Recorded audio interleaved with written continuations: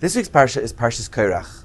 And the story goes that the Talmidei Baal Shem Tov asked him, what is the secret to find the joy in suffering? How is it possible that if someone's means and circumstances are not as what they wanted, how is it possible to still find the joy in that, the vigor of life in suffering? So he said, I don't know, you have to go and find Reb Zusha. Go ask Reb Zusha. So they traveled the world to find Reb Zusha, and they found him living in absolute poverty. And the misery and means of which he lived in was obvious. It was terrible. And they asked him, we want to be like Zusha. We want to be able to figure out how within this mess you're still able to have so much joy. Reb Zusha calmly responded, I don't know, you have the wrong person. I have never suffered a day in my life. That's what Reb Zusha said. It's all about the perspective that you have. The Pasuk in Mishlei says, Chochmas noshim bon tzabesa, v'avlas noshim teresena. The wisest of women build homes, the foolish women destroy it.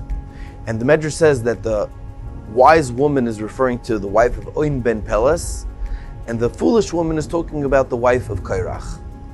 Both of them were in very, very similar positions. Korach was all upset that he was a high-ranking member of Klal Yisrael, of Shevet Levi. He was the one carrying the Aron. He was smart, he was personable, he was wealthy. And yet his cousin Moshe overtook and became the leader of Klal Yisrael, and he set up his brother Aaron HaKohen to be the Kohen Gadol. And he was jealous. And his wife raised him on and egged him on to say, no, you deserve more, you deserve better. It's embarrassing that they shaved your head and waved you around. It's humiliating. You should be better. You should be like Moshe and Aaron. You should be the real leader. And she focused on what she didn't have, what her husband didn't get honored with. But Oin ben Peles' wife, Oin ben Peles was also a very high-ranking individual, not even as high as Korach, but yet he was still high-ranking. And Oin ben Peles focused on the positive side of things. She said, no, Korach, Moshe Rabbeinu is the leader and you're a student. If Korach rebels and you're along with his assembly, he's going to be a leader and you're still going to be a student. So what are you fighting for? Focus on what you do have. You're a high-ranking member of Klal Yisrael. You're a good person. There's no need for you to do this. What's the point? Just be happy with what you have. That was the perspective of Oin ben Peles' wife, and got them saved and saved their family from destruction. Korach's wife pushed him to the end, saying, no, you need to do more, you need to do better, you should be better. And she focused on fighting too much that it's ultimately destroyed him and his family.